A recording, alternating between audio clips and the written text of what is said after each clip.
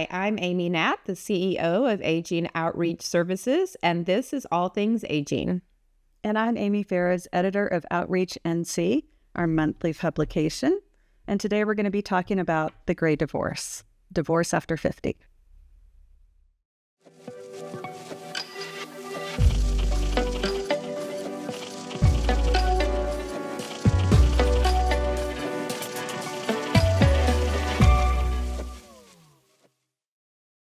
All right, so this is becoming more common. It is. So I actually was looking up some statistics on this, and divorce rates for those over the age of 50 have doubled since 1990. About 1 in 4 divorces today include somebody that is over the age of 50. So definitely more common. And about 50% of those divorces are people that have been married 20 plus years. So these are marriages that have often been through those working years, childbearing years, and then people are getting divorced later in life. Okay.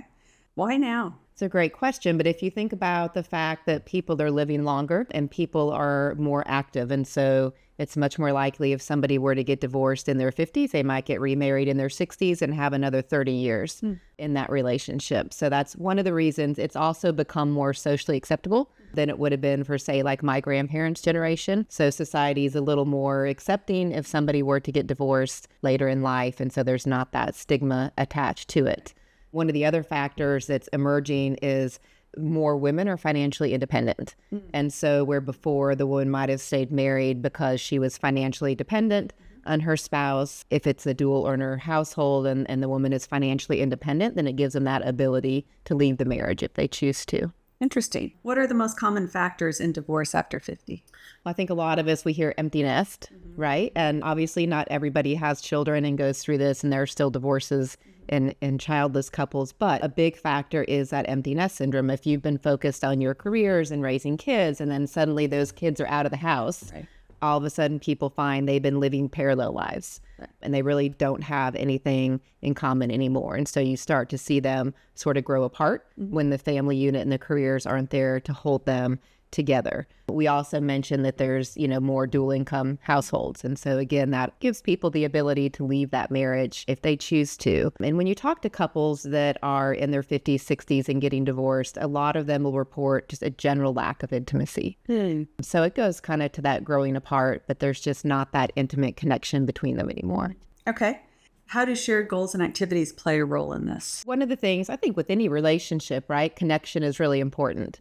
And so when we talk about people that are sort of living those parallel lives, they may find that once they get to retirement, they really don't have any common interests. They don't have any common activities. There's no connection there. And so a lot of times, if there's not those shared goals in retirement, those shared activities, people have a different idea of what retirement would be. It can lead them sort of down that path to separation. I've also seen that people's values change over time. And later in life, they may value volunteering or they want a second career or whatever, and the spouse, they may not align anymore. Yeah, if one wants to travel and the other is going to launch a second career, it's really challenging then for those couples to work through that. And so there's so many more options now. And we talked about people living to be more active and having second careers or whatever their retirement goals may be, but you may spend 40 years in retirement. So that's a shift from past generations. And so I think that's another thing that's leading to more divorce in the over 50 population. And you may have an idea of what retirement looks like in your head, and it doesn't work out that way.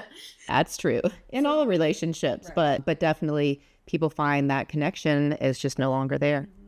What are some strategies that couples can use to avoid divorce? So obviously it's best if couples can sort of recognize what the issues are. So communication is really key. If you're communicating with your partner or your spouse and you all can talk about what the differences are and really sit down and decide that together we're going to work on rebuilding this connection, trying new things together. I think you have to be sort of open-minded, right, to what your partner wants and maybe move past some of the issues that you had earlier in the marriage that may have caused stress on that marriage. Maybe it was finances or raising the children, but now that you're in those retirement years, it helps if you can sort of reset, set some new boundaries, set some new goals. A lot of couples now are open to going to counseling. You're a counselor, so I'm sure that you deal with some of these couples coming in.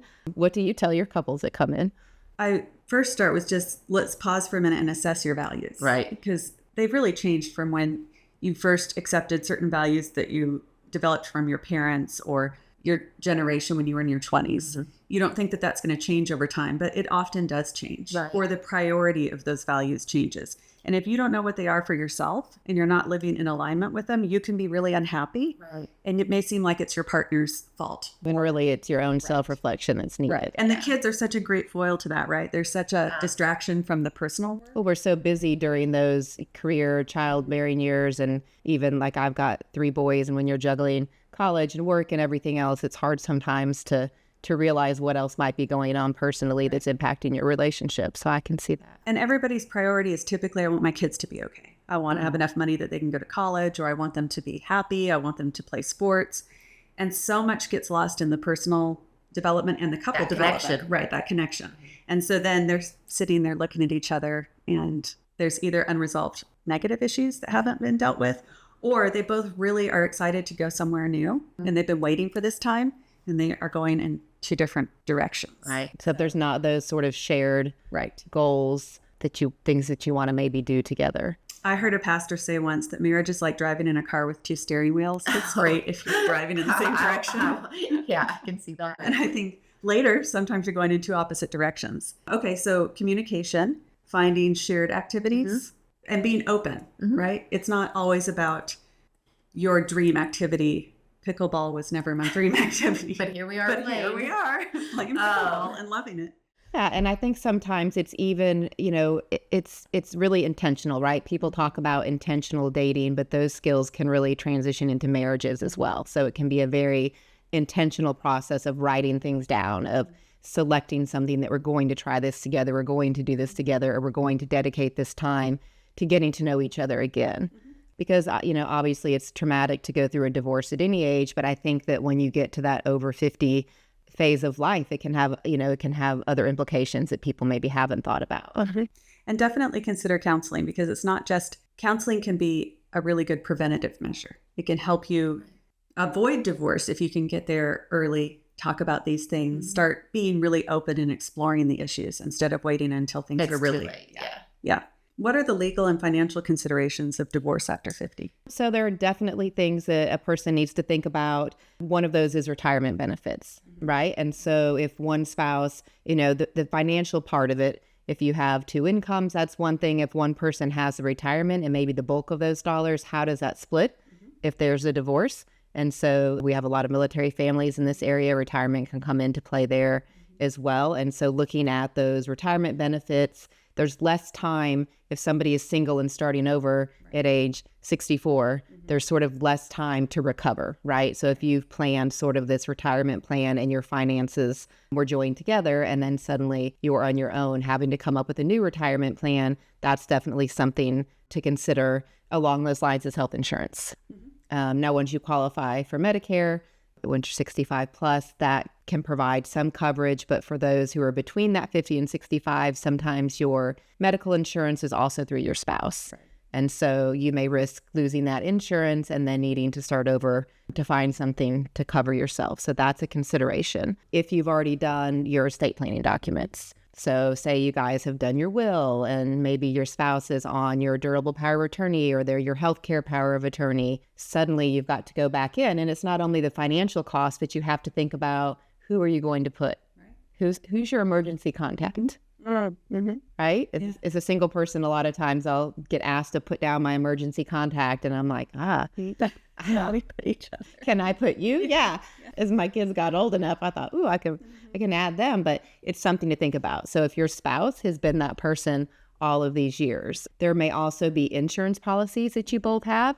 Maybe you've had life insurance for years and your spouse is listed as a beneficiary. So that's another thing that you've got to really go back and think about. It's kind of this undoing of this life that you've built together, but insurance policies, health insurance, bank accounts, finances, there can be a lot of things that you've got to go back and make changes to and then find a new way forward.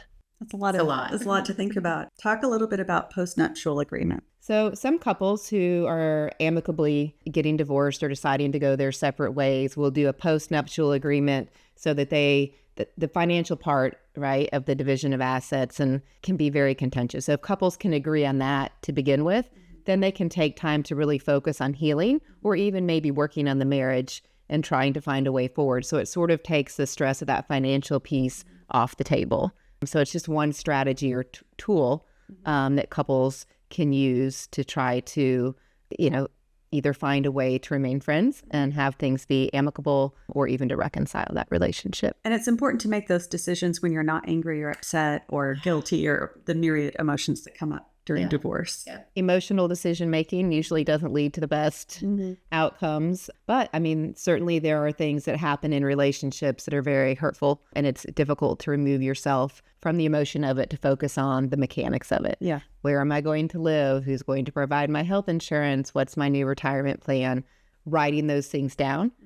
We mentioned counselor, but certainly dealing with other professionals that can sort of help you find a new path forward and look at, okay, here's what I thought my retirement years were going to be like, but suddenly I'm faced with a different scenario. So now what's going to be realistic for my retirement years? Right. And understanding how to navigate all of that and then making the decision. So you're not making it based on, I need health insurance. You might be able to get that easily through the marketplace or somewhere else, but really being able to set those logistical decisions aside. Also, a lot of times clients come either when they're going through the divorce or afterward. And there's a type of counseling called discernment counseling where you spend 6 months just discerning, do you want to get divorced? And that's a good... Taking the time to really evaluate it. And working with a professional to really look at all of these different angles and come up with a good decision for everybody. Yeah, I think sometimes a third party can definitely sort of be that voice of reason. And like you said, even if they decide that the divorce is going to move forward, it can be more amicable, right? Especially if you have children and family and things that you've sort of built together over a lifetime. You're all going to probably be in the same place at some point in life. And so it's really easier for everybody if you can find an amicable way to move forward. But yeah, it's something that as people live longer and have more active lifestyles, we see more of these trends emerging. It's certainly never a happy thing when couples end, but certainly people go on to live very full lives as well and sometimes find new chapters. So. And there's ways to make it, I guess, healthier. Yeah. And more adaptive. Definitely. Thank you. Yeah, thank you.